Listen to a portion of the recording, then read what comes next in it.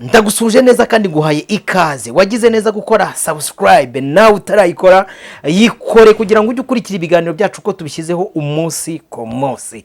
Nitwa Prince Robert, umuhungu w'Imana n'abantu bose bumva ururimi ndi kuvuga. Nakiriye umushumba mugenzi wanjye bamwita Masengesho, umuyobozi w'Ibuye Rizima TV. Masengesho ndakwakiriye. Murakoze cyane. Uri amahoro? Ndamahoro, ndashima Umwami Yesu. Umeze neza? Mu ntambara nyinshi, mu kurasana kwinshi cyane, mu makuba menshi, Umwami Yesu ambereye imbaraga. Mu byago n'amakuba nubwo byaba byinshi, ariko Uwiteka dufasha muri byose. Numva nuzuye imbaraga. Hari ikiganiro tugiye gukora, kiraba ikiganiro kizanyeganyeza isi y'umwijima. Ni ijambo Imana ishyize ku mutima ngo turiganireho mu minota mikeya cyane.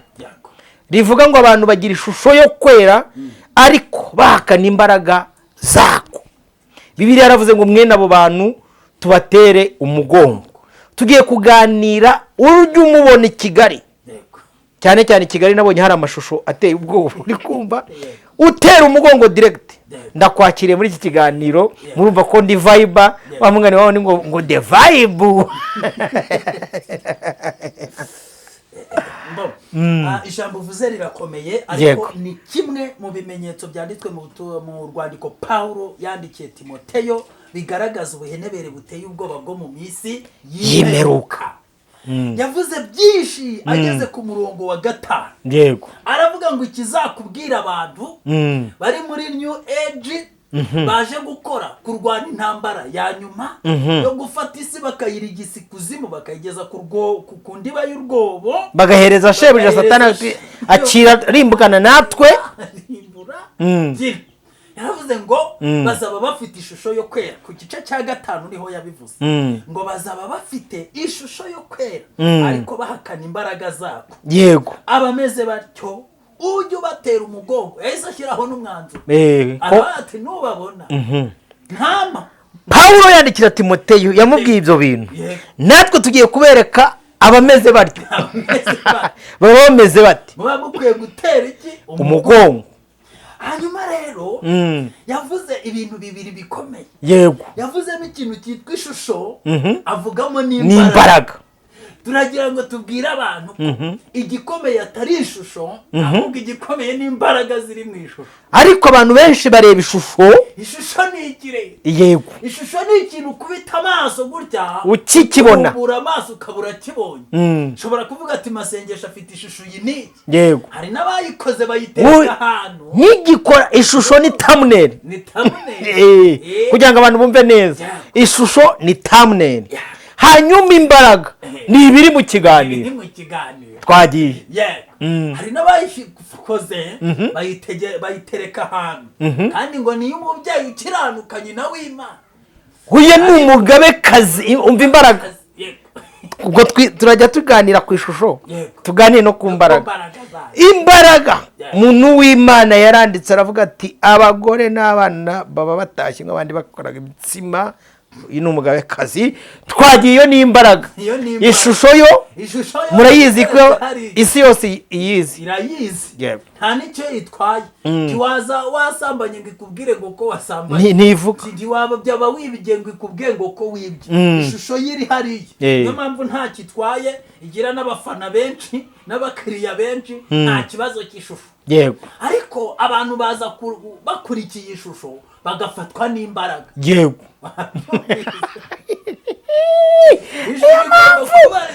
Impamvu n'isezerano rya kera ati yaba ikibajwe niyo cyaba gisa n'ishusho yo hejuru mu ijuru cyangwa ku isi cyangwa munsi y'ubutaka, ntukakikubita imbere. Kubera iki? Si uko Imana itinya ishusho, ahubwo yanga imbaraga ziva mu ishusho. Yego. Kuko imbaraga ziva mu ishusho zafashe uruhare rw'Imana ntiruba rukibonetse kuri we.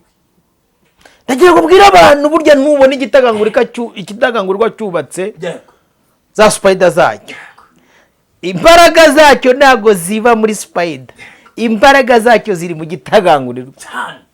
Niyo nushaka kuzimenya uzakore mu budodo bwacu. N'ubu uri isazi uzagende cyangwa uri umubu ujye mu budodo nibwo uzamenya icyo bita ishusho n'imbaraga. Uzamenya ishusho n'imbaraga. Rero hano turi kureba abantu ngo bafite ishusho, kandi iyo shusho ngo ni ishusho yo kwera. Yego. Urumva bambaye uruhu rw'intama rwera. Uko bameze ubarebeye inyuma, igituro ni cyiza we, kiriho amakaro, kirasize. 23. Yego. Ubutumwa bwiza ko bwanditswe na Matayo kuri 13. Yego. Yaravuze ngo muzabona ishyano nk'abafarisayo mwe, ngo kuko mwugarira ubwami bw'Imana kugira ngo abashakaga kujyamo ntibabone aho banyura. Yego. Kandi namwe ntimwinjire ngo mugere, n'ababishaka ntimubakundire. Hari ukuntu bafata amashusho bakayabamba ahantu hose, abantu barebesha amaso y'umubiri gusa batajya babona mbega bagihazi, birebera izibateye gusa, batazi izibarwanira, babona izibarinze, bibonera mbega babita oya n'izibateye nazo babareba amashusho yazo, babita baryakare. izibateye babareba amashusho yazo gusa, ntabwo binjira mu mbaraga babone ko nta kirimo. Bagusarare ati ni nyinshi wongejwe na Yesu ati yego we, aho iriya shusho ariko ni nangiza igitihera. Ubonye ishusho ya Mameya yaragarutse, ubonye ukuntu ari nziza. Arumva hari ukuntu ishusho igira gutya kubera imvura nyinshi, yego, igacuya no bakayijyana ahantu inyuma hariya bakakubitaho akarange, yego, bakayigarura mu yindi mbaraga, ikaziramye, bagaterekamo izindi mbaraga.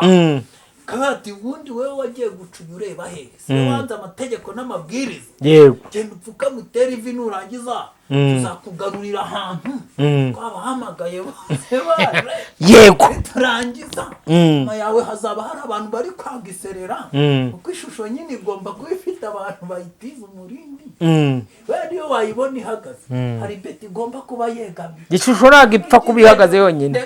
Nubona ishusho yaba muri televiziyo hagira shusho, mwe mujye mureba imbaraga inyuma y'ishusho, hari imbaraga. Habayicaniye amabuji, habayimanikiye utuntu turaho tw'ibitereko by'amatabaza, tukwisha tw'inzoga, utuntu tw'imigongo yo muri Egiputa. Mushyire hariya cyangwa imirasire igenda imyasa gutya, irindwi ntabwo yabure, iriho no guteranya.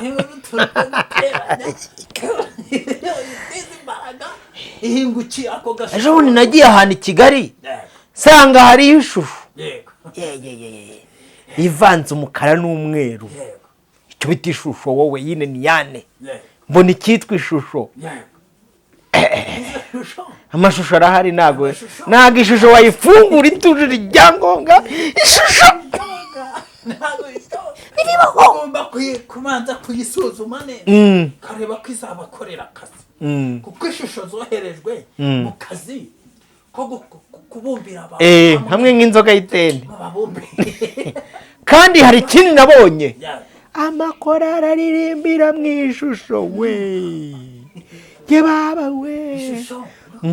Ababonye ya korari yagize kuvuga ati ndatega hejuru mu bwonko, hasi ubundi mbeshyizemo ingwe. Urebye neza n'amajanja asanga arayaruko akabisa. Ishusho korari ririya mu ishusho, kakuvuga ati hoya nimba udafite amafaranga yo kuzana ngo tujye kuzuza bike hari na wowe waraguye, ntabwo Imana inakwemera. Abo bakene ni akazi kabo, twigiranire miliyoni 30 dukodeshe bike arena kuzuze maze dukubite korari yacu imenyekane. Ibyo by'abakene n'ubundi ishusho yacu ivuga yuko azarinda agaruka.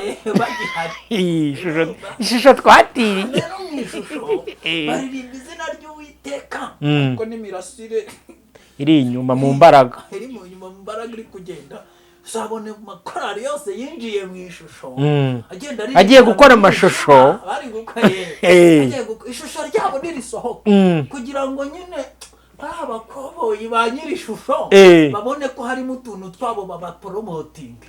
uzabona bari gukora mu bintu by'umwijima tubona hari kugaragara kino gice mu kanya hagaragare kino ubona umwijima urabatwikira mu kanya ibintu bimeze nk'amarangi agiye aba ari nk'ubururu ari kumanukira muri bo ya mirasire irindwi iri gusimburanyamo rimwe n'irindi ubona hari ibintu by'imyotsi biri kuzamuka bigenda bibacangitiranyamo. Pawulo avuze ngo iki? Pawulo avuze ngo iki? Mwenabo ujye ubatera umugongo sawa urumva kugira ngo yamaroba bafite sensa abatatu n'utuntu twacu iriya ni iyacu ubwo badushyiriyemo imigabane tureba ari ishusho ntacyo bitwaye ubwo nta mbaraga ibendera ryabo bari ubwo ibendera ry'umusaraba y'abizera barikuyemo muzamure nyine ibikomeye n'imbaraga baterankunga muhaguruke mugende musingiye korari mubameneremo dore badushyiriyemo abagura ab'imbaraga bakaza kugura iniforume ab'imbaraga ariko niyo mpamvu nyine kubera iyo shusho hari abantu bagomba kuyamamaza. abo ngabo rero ukuntu bigenda bagomba kuba bari ahantu hose kandi bafite amafaranga biteguye kwamamaza ishusho bayidekora. narumvishe ngo baradekora bene data barabyuka mu gitondo ugasanga ishusho riraka. kubera rero abantu badafite andi maso birebera ku ishusho abagehazi bagehazi oyo disi umuntu w'Imana Imana imuha umugisha disi hariho abantu bagikorera Imana haleluya kwitanga iyi dekorasiyo yose y'urusengero akayidekora haleluya haracyari ibihumbi birindwi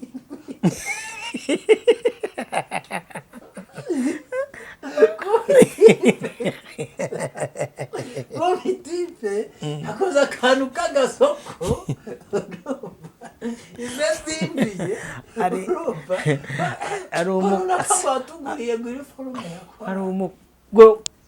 hari umukobwa ukunda gukora ibiganiro bamwita Nyiramwiza uri kumva hari ukuntu yari atari ko nk'ubura ririya shusho ubona ukuntu ari ryiza wararibonye ni ryiza ririya shusho ni ryiza pe. niyo mpamvu wowe Robert n'amasengesho n'abandi mushobora kuvuga ku ishusho ry'abandi bagahita bati mwabishushungwe mwe mwabishushungwe mwe mwebwe mwahamagawe nani bahirwa bareba ibyo mureba hahirwa n'abumva ibyo mwumva ngo kubera ko hari ababyifuje ntibabishobora. Yohana wabyandika ntiyigeze avuga amatwi yaravuze ngo ufite ugutwi ndani niyumve kugira ngo abone uko atera umugongo. ntabwo ibintu byo gutera umugongo bipfa kwizana. igihe Yohana yarebaga bene ibi abati ibyo si byo mbwira bashyira amasha murebe imbaraga mwerekura amashusho noneho buriya kugira ngo babone uko bahakana imbaraga zako abantu kakanye ntabwo abantu impamvu yo kwambara iruta kwambara yego impamvu ya dekorasiyo iruta dekorasiyo ya dekorasiyo rero ikintu ishinzwe gukora ati nimufata Samusoni maso mwamushyikiriye mwihutire ku maso impumyi diregiti najya yinyeganyeza zinyeganye ntabwo imbaraga ari umusatsi wazanamera umusatsi wo wazanamera murebe ku maso murobore muvanemo ajya asya ingano mwavangamo amabuye ari gusunika zishinzemo agashyiramo n'urusekabuye kubera atareba araguma agasya nyine niyo mpamvu bumva bahaguruka bakogeza bakavuga uburyo ki ariko ngo mwebwe ngo muvuga ko iriya shusho ngo atariyo atariyo gute kandi ntako itagize ikagurira abantu amamodoka shusho abantu amasambu ibitenge bibatanga Samusonisha Samusoni n'undi yarancekeje Samusoni yarancekeje yaravuze numva amaso yavuyemo neza neza tarani yarashize yose terani mushaka ndavuga iminota avuga ati ariko iyi shusho ubundi muba muri mu biki muraribona cyane cyangwa muri ibimara gusa muri ibimara duru wati mwabonye ishusho mwebwe none ikibazo ishusho rifite isoko rikomeye ryo kureba abantu baryitabye rikabahindura nkaryo rigafata wa muntu rigakuramo imbaraga rikamusiga ari ishusho ishusho izi kubivuga neza ku buryo umuntu iyo mashusho yose neza n'abafite y'amaso n'abagihazi bose uzajya uvuga ati ariko nyamara uriya muntu wapi byararangiye n'ishusho gusa aracyavuga neza aracyambara neza aracyavuga n'ibyo muri Isirayeli neza mwebwe ni mwebwe mwabyana mwe kumbi hariya amashusho isoko ryayo rikuru ni ugukuramo urubori ariko ngo umiyugira pakumuri rwakuwemo kare nta kindi uruyugiro rwahindutse umuyugira hari igihe ruduhira ngo n'izindi nzuki ariko koko ngo zirakurya ariko ikigusetsa iyo umuyugira ukuguye aho uri kwishakira ubuki ubundi urumva uruyuki ruzima hari igihe ruba rugendana n'ubukana bwarwo rwihagazeho rushaka ubuki ariko rufite n'ingabo noneho rero iyo rumaze kuvamo urubori rusigara rwishakira ubuki n'urubwira biziza ruraza urubwira nuza ruraza ariko kwangwa mu Rwanda intambara nziza reka duhurure twitabe reka twambara intwaro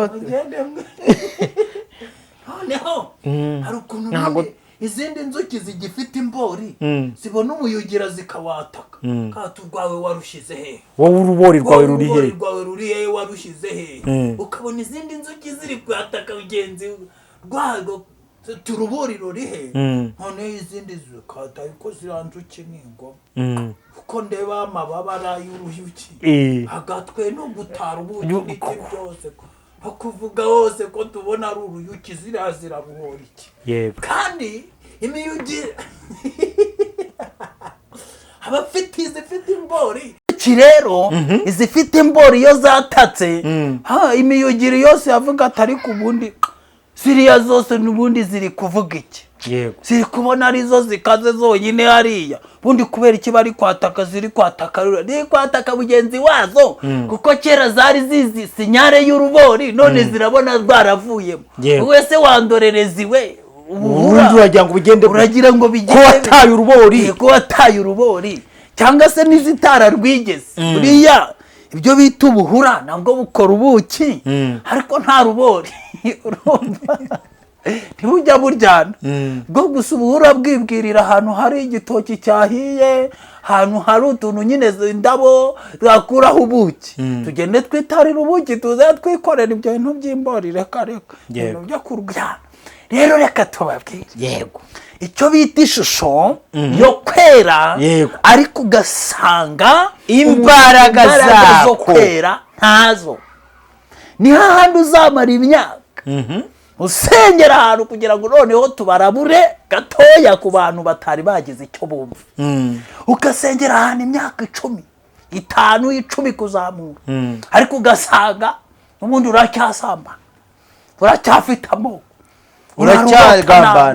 uracyagambana aho urota urakazwa n'ubusa umuririmbyi ariko uracyarwara abadayimoni uracyarwara abazimu uracyasambana uratifuza wowe ubwawe ntushobora kwisengera ry'umwuka nta jambo ry'Imana rigwiriye muri wowe ntaki cyokoze wakubaza 50 yo muri ishusho y'uko uwo mupene urayifite ishusho yero muri worship ntawe wagutanga muri protocole urabanza ukikurikira ishusho yo rwose nta kibazo ariko imbaraga abakurebye bakwita rabbi yakone pasiteri apostle ariko imbaraga zo kwera nazo nkazazindi zari muri Petero reka nkubwire Petero imbaraga zo kwera zari ziri muri ngo zabagejeje ku irembo ryitwa ryiza uretse kugera aho bamufatiye ndabizi inzugi zarakinguye duhere kuri ryiza ngo arahagera ahasanga ikirema ari kumwe n'undi muntu ufite izindi mbaraga, ufite uruborisha, ishusho yo kwera bayifite, ariko ni muri iyo shusho harimo n'imbaraga. twabwe ngo akirema maze imyaka ingahe hano tagije 40. wahuye n'abafite amashusho? abafite amashusho baca hano bajya kuyobora amateraniro banavayo barahanyura, nukuri barahanyura. bari no kubwabo abakristo babo ngo nibihute ngo nabarangaza, mujye mwerekana ishusho nziza mumumpereza. urumva yaba we Petero ngo arahagarara aravuga ngo ibi ntabwo bikunda, reka nkwereke imbaraga zo kwera kugira ngo uzimenye zitandukanye n'imyaka wicaye 40 hano. uramubwira ngo umva dutumbire izi mbaraga kugira ngo zigukorere, ubanza kuzitumbira ugakura amaso mu byo umazemo iminsi. ngo arabatumbira agira ngo baramuha, ngo baramubwira ngo ifeza ntayo, izahabu nayo, ariko bize nunguka kandi mwishusho. urumva ifeza bivuze ngo ziba zihari mwishusho, biba binagana, ibintu byitwa ifeza n'izahabu biba binagana. urumva ariko ahantu hari imbaraga, ifeza n'izahabu zigenda gake, kubera ko iyo harimo imbaraga ukabona umuntu ushonje rakubwira ati cyatatanga hari avuburi arashonje nawe yirire, shigikira uriya mukozi w'Imana, uriya mukene nagaraburara kwa muganga hari y'abantu. urumva si feza wazibika hehe nyine imbaraga zihari, ntabwo bikunda. ariko ahantu hari ishusho gusa, iyo shusho bayidekora ikintu bita inote, feza n'izahabu biba bidekoyaho kugira ngo mwumve nyiri feza n'izahabu wabitsindiye, wavuze ati nundamya nuko zivi hasi. ho n'ubundi ishusho ntubizi se, ukugera ukajya ukugenda ubwo rero ikakunagira inote, urumva ugakukaniza. ariko rata ngo aba ngaba bari bafite n'imbaraga, bavuga ngo ifeza ntazo n'izahabu ntayo, ariko hari ikintu dufite imbaraga kukeneye, ariko cyakugirira umumaro kikagufasha kwifasha. iyo wahuye n'umuntu ufite imbaraga z'Imana, imbaraga zo kwera kw'Imana, agufasha kwifasha. ariko iyo wahuye n'umuntu ufite ishusho, akurema umuntu uzajya uhora usabiriza wicaye aho ngaho, ku buryo niyo azajya guha agatuti zajya umara iminota 30 umuvuga neza, ari we wenyine uri kuvuga. icyo gihe ni ikimenyetso cy'urubori rwavuye. hari ishusho nabonye hakugira muri kano karere kari hafi yako duturanye nako, ryaravuze ati ngende ishusho. mu mavuna yacu tuba twuri kuvuga ko ari ishusho. murabizi intama nako ibirura byambaye intama. yego haravuga ati ariko kugira ngo umenye ko ndi ishusho, utaza nuziri gushakisha ikindi kintu, uzajya umvuga neza gusa. urumva maze wirebe ukuntu ibintu by'amarangi bigenda bikujyaho, ibintu by'amakofi bikumeneka. urumva imbaraga z'ishusho ni kofi,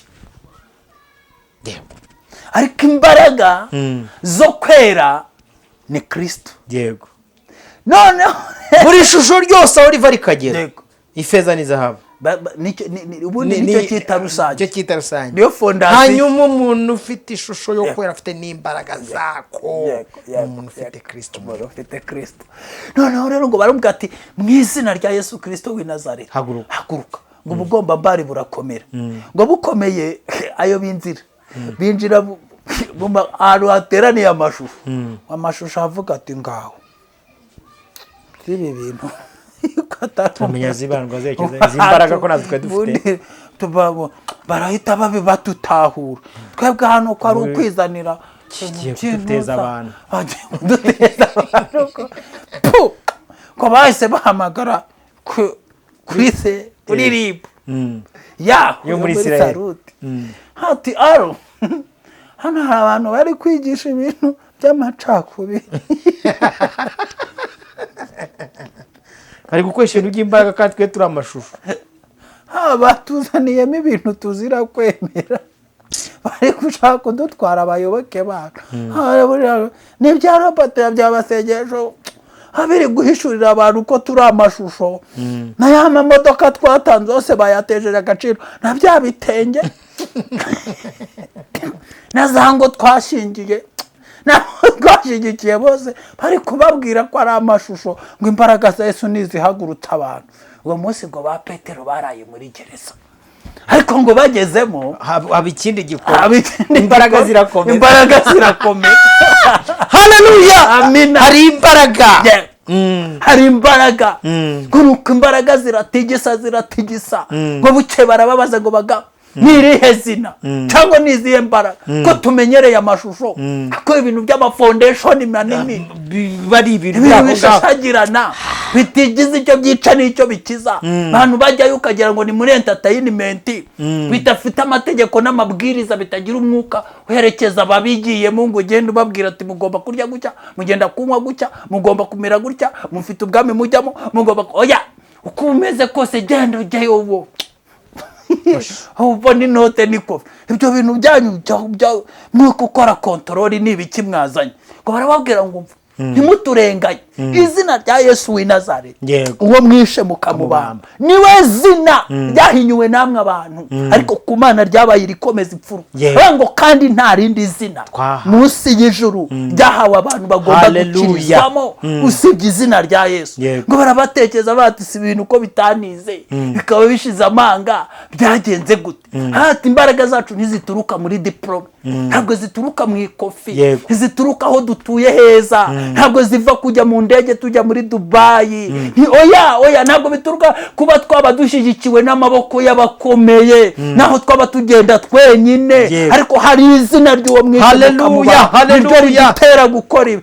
ngo nimwakwihangana mugaceceka, ngo ibi turimo ntabwo bitwemerera guceceka, nubwo tuzi ko mutwanga, nubwo tuzi ko mutugambanira, nubwo tuzi ko muduhiga, nubwo tuzi ko abagenti banyu bose ku isi baduhiga n'amarobo atajya yamamaza ibiganiro byacu kugira ngo mutabimenya, kandi n'iyo kamera igatuma mutagira ikintu mukora, nubwo tubizi ariko ntabwo ibi turimo bitwemerera guceceka. cyarebwa na babiri, cyarebwa na batatu, ntibitwemerera guceceka. mwatwanga, twakwangwa n'igihugu cyose, mwadufate nk'abayobe, mwadufate nk'abasazi, ntabwo ibi turimo bitwemerera guceceka.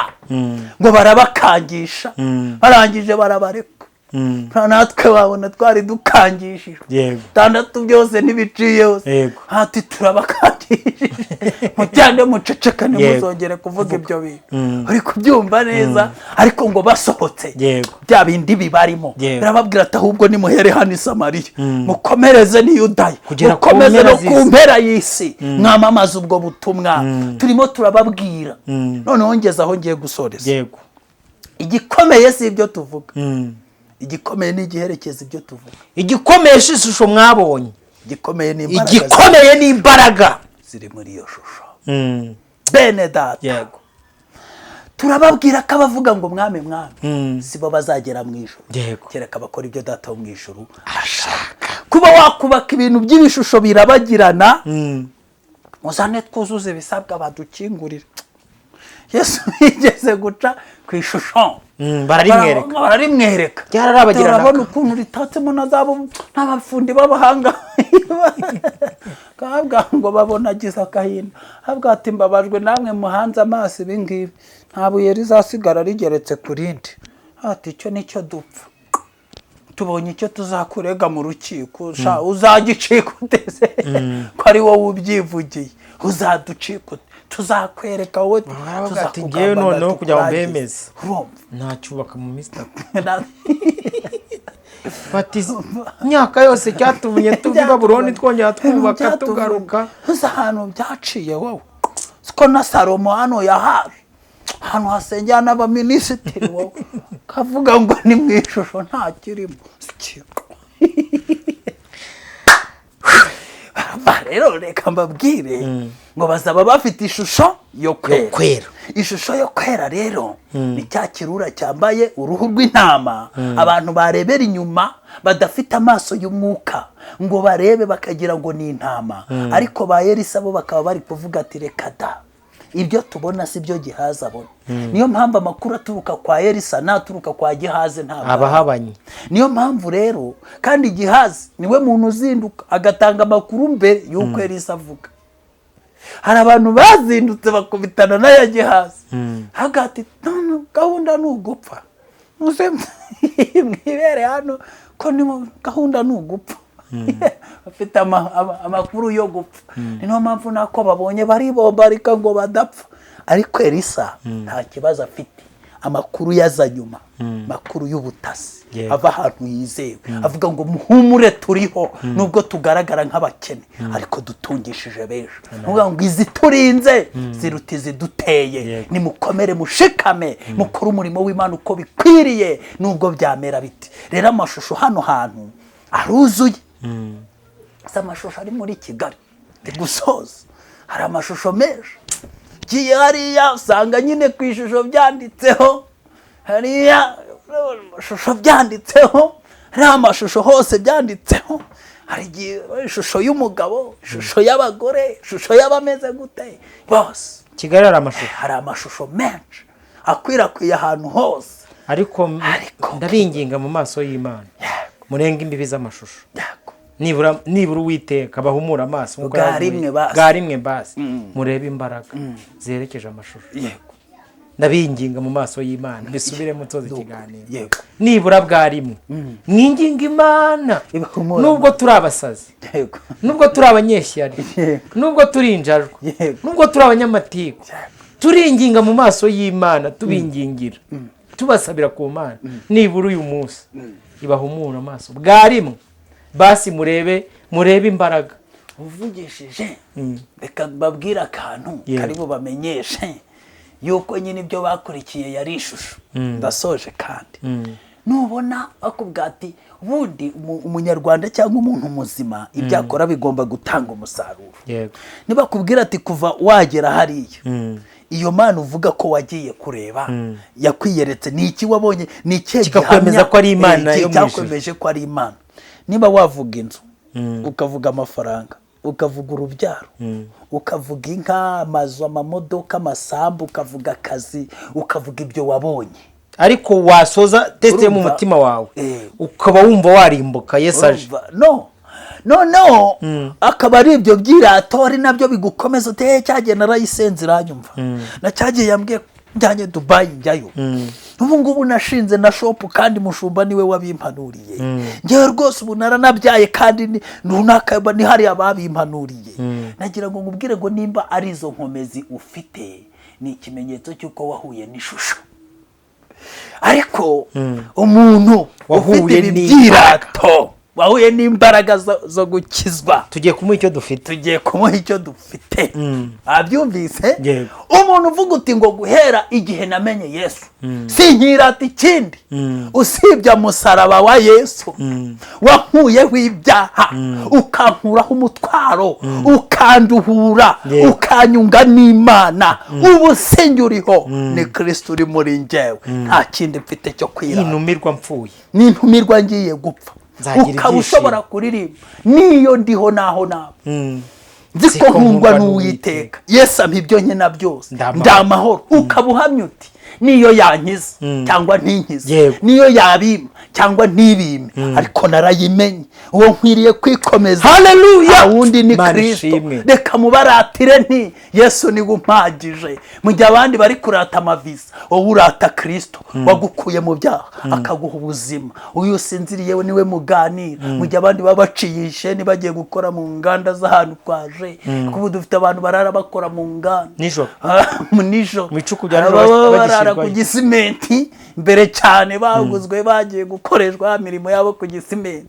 Ahantu ibintu byinshi cyane, hari abantu barara mu mirimo yindi, ariko aba Kristo Yesu barara baganira nawe, abereka ibiriho, abaha amakuru y'ijuru. Muri ibyo 81 yaravuze ngo nkunda kumva amakuru y'umurwa.